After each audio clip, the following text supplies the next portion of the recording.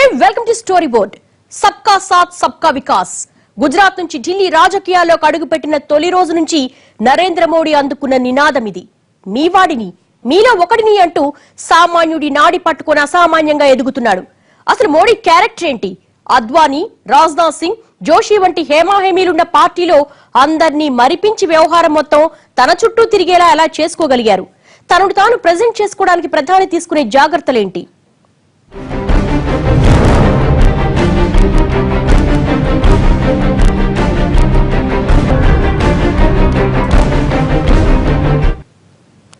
గుజరాత్ సీఎంగా నరేంద్ర మోడీకున్న ఇమేజ్ ఏంటి? ఇప్పుడు ప్రధానిగా ఆయనకున్న ఫాలోయింగ్ ఏంటి? చాయ్ వాలా ప్రధాని ఎలా అయ్యారు? అత్యంత వివాదాస్పదుడిగా ముద్ర ఉన్న వ్యక్తి అందరివాడుగా ఎలా ఎదిగారు? అసలు పార్టీలో ఉన్న పోటీని ఎలా తట్టుకున్నారు? గుజరాత్ అల్లర్ల ఇమేజ్ నుంచి ఎలా బయటపడగలిగారు? నరేంద్ర మోడీ 2 ఏళ్ల క్రితం వరకు ఈ పేరే కేర్ ఆఫ్ కాంట్రవర్సీ. అతివాదులకు ఆత్మీయుడు, మితవాదులకు మింగుడు పడనివాడన్నది ముద్ర. గుజరాత్ సీఎం హోదాలో ఉన్నప్పుడు మోడీ విషయంలో వివాదాలకు కొదవలేదు. గోద్రా నరమేధం, గుజరాత్ అల్లర్లు అగ్నికి ఆజ్యం పోశాయి. అల్లర్ల టైంలో గుజరాత్ ప్రభుత్వం ఓ వర్గాన్ని కావాలనే టార్గెట్ చేసిందని లెఫ్ట్ సహా పలు సంస్థలు కోడై కూశాయి. అంతెందుకు, బీజేపీ మోడీని ప్రధాని అభ్యర్థిగా ప్రకటిస్తుందని తొలుత సంకేతాలు వచ్చినప్పుడు కాంగ్రెస్ కూడా రిలాక్స్ అయినట్టు కనిపించింది.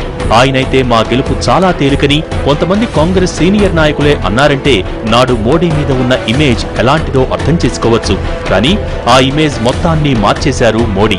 ఇది తనకు మాత్రమే సాధ్యమనుకునేలా అందరివాడిగా ఎదుగుతున్నారు.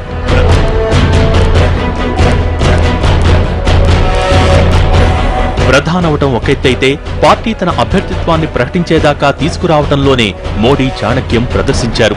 గుజరాత్ నుంచే ఢిల్లీ రాజకీయానికి పునాదులు వేసుకున్నారు. ఇందులో అభివృద్ధి నినాదం చాలా ప్రధానమైనది. స్వతహాగా గుజరాత్ లో బిజినెస్ కమ్యూనిటీ ఎక్కువ.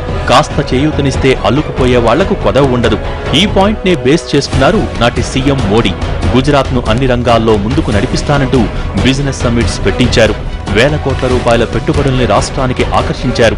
వాస్తవంలో ఎన్ని వేల కోట్లు వచ్చాయన్న సంగతి పక్కన పెడితే గుజరాత్ లో ఏదో జరిగిపోతోందన్న అభిప్రాయాన్ని దేశవ్యాప్తంగా కలిగించడంలో విజయవంతమయ్యారు మోడీ. జమ్మూ కాశ్మీర్ నుంచి మొదలు పెడితే చిట్ట చివరన రామేశ్వరంలో ఉన్న వ్యక్తి కూడా గుజరాత్ గురించి, ఆ రాష్ట్ర ముఖ్యమంత్రి గురించి మాట్లాడుకునేలా చేయగలిగారు. ఆ సానుకూల దృక్పథమే ఆయన ఢిల్లీ రాజకీయానికి హైవే వేసింది.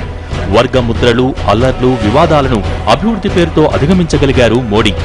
ఆ అవకాశాన్ని అందిపుచ్చుకొని ఒక గుజరాత్కి ముఖ్యమంత్రిగా ఉన్నటువంటి వ్యక్తి క్రమక్రమంగా జాతీయ స్థాయి వ్యక్తిగా ఎదగటం, తన ప్రచార శైలిలో కావచ్చు, లేకపోతే ఒక నిర్మాణాత్మకమైనటువంటి ఎత్తుగడల్లో కావచ్చు, వీటన్నిటిలో కూడా ఒకటి అంచెలంచెలుగా తనకు తనే ఎదిగినటువంటి పరిస్థితిని డెఫినెట్గా ఒక అద్భుతమైనటువంటి దీని కింద మనం చూడాల్సినటువంటి అవసరం ఉంది. ప్రధాని అభ్యర్థిగా మోడీని అంత తేలిగ్గా ఒప్పుకోవటానికి బీజేపీ ఏమీ చిన్నాచితగా పార్టీ కాదు. సమర్థులు లేని పార్టీ అంతకంటే కాదు. వాజ్పేయి తర్వాత అంతటివాడు, పార్టీ మూలస్తంభాల్లో ఒకరైన అద్వానీ ఉండనే ఉన్నారు.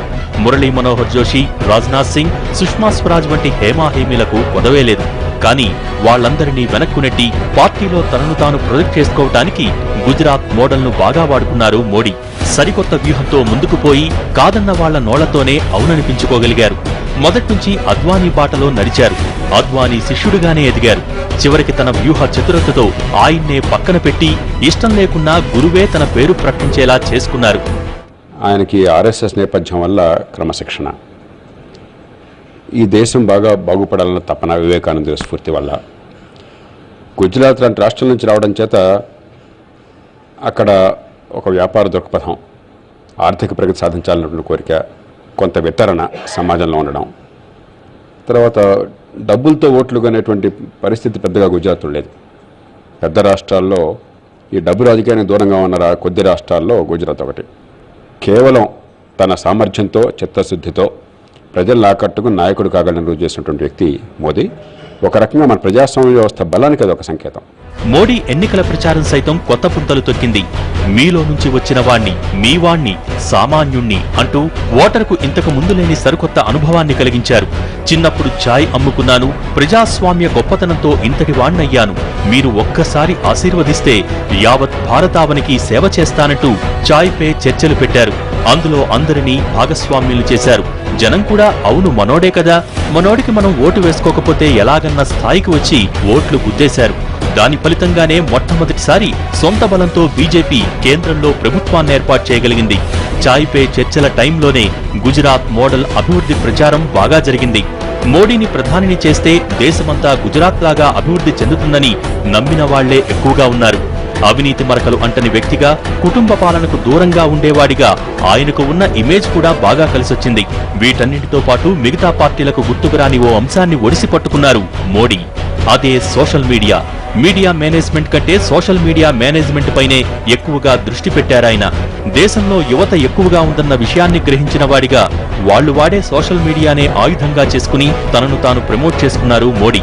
కొత్త తరం ఓట్లను గంపగుత్తగా ఆకర్షించారు. మోడీ వస్తే తప్పకుండా ఏదో చేసేస్తారన్న అభిప్రాయం యువతలో కల్పించడానికి సోషల్ మీడియాను బాగా వాడుకున్నారాయన. ఇందుకోసం ప్రత్యేక విభాగాన్నే ఏర్పాటు చేశారు. ఇప్పటికీ అందులో యాక్టివ్గా ఉంటూ మీ మధ్యనే ఉన్నానన్న భావనను కలిగిస్తున్నారు. మొత్తం మీద ఓ పద్ధతి ప్రకారం ఎక్కడ తగ్గాలో ఎక్కడ నెగ్గాలో తెలిసిన వ్యక్తిగా గుజరాత్ నుంచే ఢిల్లీకి బాటలు వేసుకున్నారు నరేంద్ర మోడీ. ఒక సామాన్యుడు అసామాన్యుడిగా ఎలా ఎదిగాడు, అవినీతిని అసమ్మతిని ఎలా జయించగలిగాడు?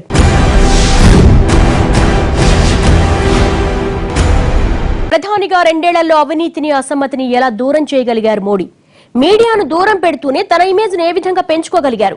డిగ్రీలతో సంబంధం లేకుండా డిజిటల్ ఇండియా సృష్టికర్తగా ఎలా మారారు?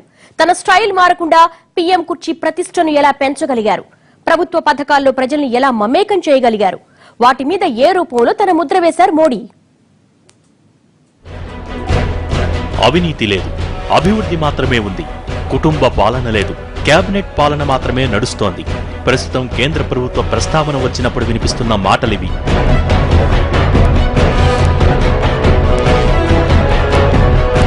Jan Dhan, make in India, digital India, skill India, smart cities, Swachh Bharat, clean Ganga, Modi mark పథకాలివి. ప్రభుత్వ పగ్గాలు చేపట్టాక పాత వాసనలను పూర్తిగా తీసేస్తూ ప్రతి పథకం మీద తనదైన ముద్ర వేసే ప్రయత్నంలో ఉన్నారు ప్రధాని.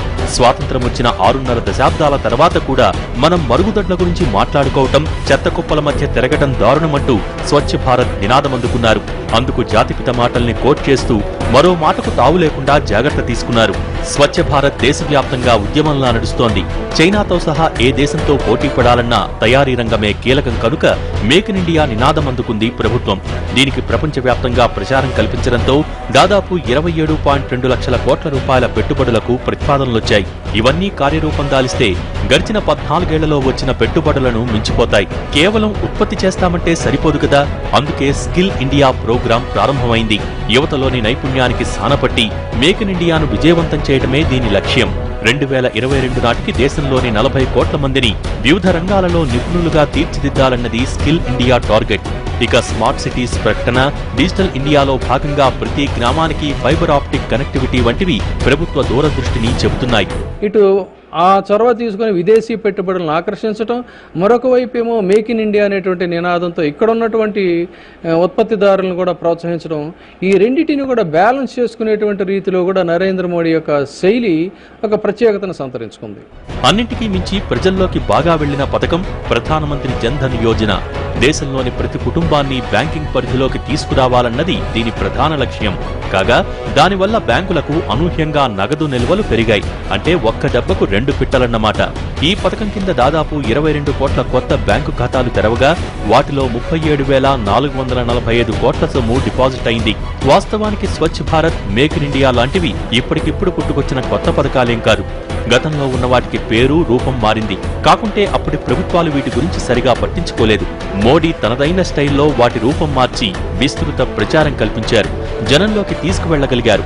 ఏ పనికి ఏ రేంజ్లో ప్రచారం కల్పించవచ్చు, దానివల్ల ఎంత ఉపయోగం, ఎలా ఉపయోగించుకోవచ్చన్న విషయం మోడీకి తెలిసినంతగా మరొకరికి తెలియదు.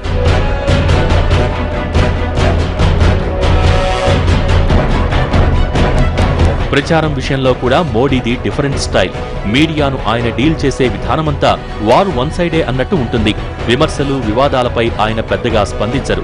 తనను ప్రశ్నించే అవకాశమివ్వరు. తాను చెప్పాలనుకున్న విషయాన్ని మాత్రం సూటిగా, సుత్తి లేకుండా బహిరంగ సభల్లోనో సోషల్ మీడియా ద్వారానో చెప్పేస్తారు. అంతే తప్ప అవతలి వారు ప్రశ్నలు అడిగితే తాను సమాధానం చెప్పేదాకా రానివ్వరు. ఇక యూత్ను ఆకట్టుకోవడంలో మోడీ తర్వాతే ఏ నాయకుడైనా. అందుకే ఆయనను సోషల్ మీడియా సూపర్ స్టార్ అని ముద్దుగా పిలుచుకుంటారు. విధానపరమైన ఏ నిర్ణయాన్ని ప్రకటించాలన్నా సోషల్ మీడియాలో పెట్టి విస్తృత ప్రచారం కల్పిస్తున్నారు. ట్విట్టర్లో ప్రధానిని 2.5 కోట్ల మంది ఫాలో అవుతున్నారు. ఫేస్బుక్లో 3.5 కోట్ల మంది లైకులు కొట్టారు. ట్విట్టర్, ఫేస్బుక్ అని అంతా చదువుకున్న వాళ్లకే పరిమితమనుకుంటే పొరపాటే. మరుగున పడిపోతున్న రేడియోను సాధనంగా చేసుకుని మన్ కీ బాత్ పేరుతో నెల తాను చెప్పదలుచుకున్నది చెప్పేస్తున్నారు మోడీ. నిరక్షరాస్యుల మీద దీని ప్రభావం బాగానే ఉంటోంది. విధాన నిర్ణయాలను కూడా మన్ కీ బాత్ లో ప్రకటిస్తూ ఉండటంతో చాలా మంది దాన్ని ఫాలో కావాల్సిన పరిస్థితి ఏర్పడింది. ఇలా కొత్త పద్ధతుల్లో మునుపటి ప్రధానులకు భిన్నంగా తన సొంత బ్రాండ్ సృష్టిస్తున్నారు మోడీ. అనవసర వివాదాల్లోకి మళ్ళీ మాట్లాడడం కాకుండా తన పరిపాలన, ప్రజలకు తన పట్ల ఉన్న నమ్మకము, తాను తీసుకొచ్చిన ఫలితాలు, దాని ఆధారంగానే ఈ సమాజంలో మంచి పేరు తీసుకురావచ్చు, మంచి పని చేయొచ్చు అని చెప్పని ఆయన నమ్మి ఈ అనవసరమైన వివాదాల కంటే ఆ పనిలో నిమగ్నమవటం బహుశా మంచి వ్యూహం ఉంటుంది. దేశ జనాభాలో 65% ఉన్న యువశక్తిని గుర్తించి దాన్ని సమర్థంగా ఎలా వాడుకోవాలో ప్లాన్ చేస్తోంది కేంద్ర ప్రభుత్వం. మోడీ ముద్రతో ఈ పథకాలు పట్టాలెక్కబోతున్నాయి. అవినీతి, కుంభకోణాలతో యూపీఏ ప్రభుత్వ ఇమేజ్ ఏ రేంజ్లో పతనమైందో తెలుసు గనక తన ప్రభుత్వానికి ఆ మరకలు అంటకుండా జాగ్రత్తలు తీసుకుంటున్నారు. ఎవరికైనా ఆ ఆలోచన వచ్చినా స్కామ్ చేయడానికి భయపడేలా వ్యవస్థను తీర్చిదిద్దుతోంది ప్రభుత్వం. ఇక కేంద్ర మంత్రుల కుటుంబ సభ్యులు ఎక్కడా అధికారిక వ్యవహారాల్లో తలదూర్చకుండా జాగ్రత్తలు తీసుకుంటున్నారు. ప్రధానిగా మోడీ తనను తాను తిరుగులేని వ్యక్తిగా తీర్చిదిద్దుకోవడంతో పార్టీలో ఇక ఆయన్ని ప్రశ్నించడమన్న సంగతే మర్చిపోయారు. తన మీద ఉన్న కాస్తో కూస్తో అసమ్మతి, అసంతృప్తికి ఆ రూపంలో చెక్ పెడుతున్నారు పీఎం.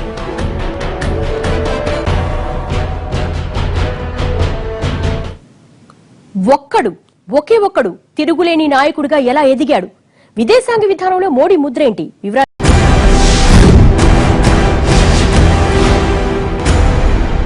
విదేశాంగ విధానంలో మోడీ ముద్ర ఏంటి?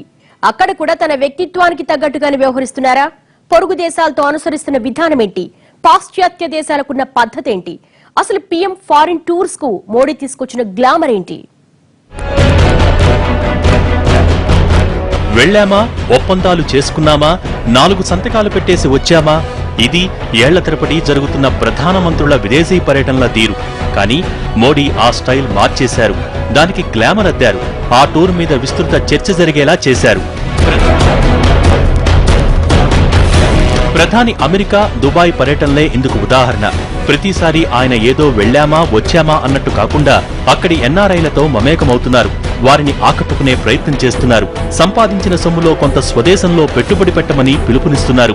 మీరే మా ఆశాజ్యోతులంటూ వారిని ఆకాశానికెత్తేసి రండి మన దేశాన్ని బాగు చేసుకుందామంటూ పిలుపునిస్తున్నారు. ఇది ఎన్ఆర్ఐల మీద బాగానే పనిచేస్తోంది. आप लोगों ने जो कमाल करके दिखाई है वो ना होता तो आज भी दुनिया शायद हमें साफ सपेरों वालों का ही देश मानती. కేవలం ప్రవాస భారతీయులను ఉద్దేశించి మాట్లాడి రావటమే కాకుండా వారి సంస్థాగత బలాన్ని, పనిచేసే సామర్థ్యాన్ని ఆయా దేశాలకు చాటి చెప్పే ప్రయత్నంలో ఉన్నారు ప్రధాని.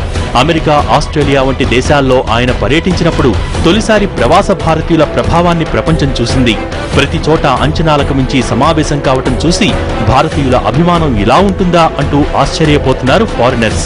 అలాగే వెళ్లిన ప్రతి చోట భారతీయుల సత్తా చాటి చెప్పే ప్రయత్నమే జరుగుతోంది. భారతదేశానికి ఒక మంచి అధినేత్రిగా, తిరుగులేనటువంటి నాయకురాలుగా ప్రపంచంలో ఎవరైనా చెప్పాలంటే కేవలం ఒక జవహర్లాల్ నెహ్రూని మించిన స్థాయిలో ఇందిరాగాంధీకి ఆ ఇమేజ్ ఉంది. ఆ రకంగా విదేశాంగ విధానాల్లో కూడా ఆమెదైనటువంటి ముద్ర వేసింది.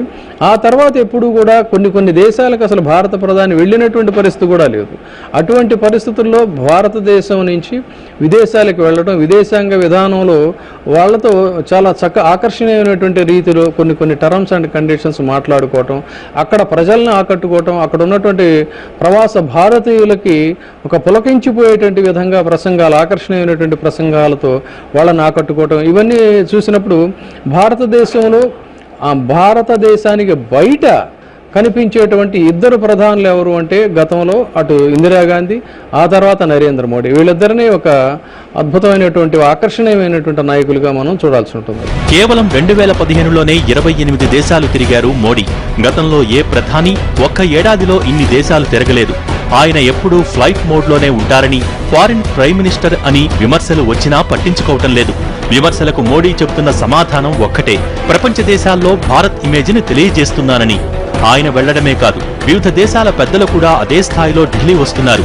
ఒకే ఏడాది 12 దేశాల అధినేతలకు స్వాగతం పలికిన ఘనత కూడా మోడీకే దక్కింది. జపాన్, ఆస్ట్రేలియా, కెనడాలతో పౌర అణు ఒప్పందాలు కుదిరాయి. ఐక్యరాజ్యసమితి భద్రతా మండలిలో భారత్కు శాశ్వత సభ్యత్వం కోసం అధిక సంఖ్యలో మద్దతు కూడగట్టగలిగారు. ఏటా జూన్ 21ని అంతర్జాతీయ యోగా దినోత్సవంగా ప్రకటించడం వెనుక మోడీ కృషి ఉంది. భారత్కు ఇంధన వనరుల శాశ్వత సరఫరా కోసం ఇరాన్తో చరిత్రాత్మక ఒప్పందం కుదరటాన్ని కూడా మోడీ విదేశాంగ విధాన విజయంగానే చెప్పుకోవచ్చు. గత 20-30 ఏళ్ల నుంచి భారత్ అస్సలు పట్టించుకోని దేశాలకు సైతం వెళ్లిన మోడీ వెళ్లిన ప్రతి చోట మనకు ఉపయోగపడే ఏదో ఒక ఒప్పందం చేసుకుని వచ్చారు. 5 మధ్య ఆసియా దేశాల్లో ప్రధాని వరుస పర్యటనలతో భారత్ విషయంలో ఆ దేశాల దృక్పథం మారింది. ప్రపంచం భారతదేశం ఔన్నత్యాన్ని కోరుకుంటుంది, వాళ్ళ అవసరాల కోసం చెప్పారు. ఒక అమెరికా కావచ్చు, యూరప్ కావచ్చు, ఇతర దేశాలు కావచ్చు, భారతదేశం చైనాకు ధీటుగా ఎరగాలని వాళ్ళు కోరుకుంటున్నారు. కానీ మన దేశంలో మన రాజకీయాలు, ఇక్కడ పదవులు, అధికారాలు, వాళ్ళ కుటుంబాలు, వాళ్ళ అవినీతి, వాళ్ళ దోపిడీ, ఈ గొడవల్లో ప్రపంచం కోరుకునే రీతిలో మన దేశంలో మన నాయకులు కోరుకోవట్లే ఈ దేశం పెరగాలని చెప్పాను. కానీ చాలా కాలం తర్వాత నరేంద్ర మోదీ అదే సంకల్పాన్ని చూపెడుతున్నారన్న భావం కూడా ప్రపంచ సమాజానికి కలిగింది. కాబట్టే మోదీ వ్యక్తిత్వంతో పాటు ఈ పరిస్థితి కలిసి రావడం చేత ఈ దేశం పెరిగితే బాగుండన్నటువంటి ఆలోచన ప్రపంచానికి ఉండడం చేత మన దేశం పట్ల వాళ్ళు కొంచెం ఎక్కువ ఆకర్షణ చూపెడుతున్నారు. దాన్ని మనం సద్వినియోగం చేసుకోవాలి తప్ప తాత్కాలికమైన ఆడంబరాలతో మరి హడావిడి చేస్తే ఉపయోగం లేదు. భారత రాజకీయ నాయకులంటే కుర్తా పైజమా వేసుకునే వాళ్లని, బయట దేశాల్లో ఉన్న అభిప్రాయాన్ని కూడా చెరిపేశారు ప్రధాని. ప్రతి టూర్లోనూ తన వస్త్రధారణ విషయంలో ప్రత్యేక శ్రద్ధ తీసుకుంటూ పాత ఇమేజ్ని చెరిపేసే ప్రయత్నం చేస్తున్నారు. దేశీయంగా కూడా వస్త్రధారణ విషయంలో ఇటీవలి కాలంలో ఇంత శ్రద్ధ తీసుకున్న ప్రధాని ఎవరూ లేరు. అప్పట్లో జవహర్ లాల్ నెహ్రూకు ఈ విషయంలో ప్రత్యేక గుర్తింపు ఉండేది. మళ్లీ ఇన్నాళ్లకు ప్రధాని హోదాలో మోడీ డ్రెస్సింగ్ స్టైల్పై చర్చ జరుగుతోంది. మొత్తం మీద తన విలక్షణ వ్యక్తిత్వంతో ఇంటా బయటా తాను గుర్తింపు పొందుతూ దేశ ప్రతిష్టను చాటుతూ ముందుకు పోతున్నారు ప్రధాని.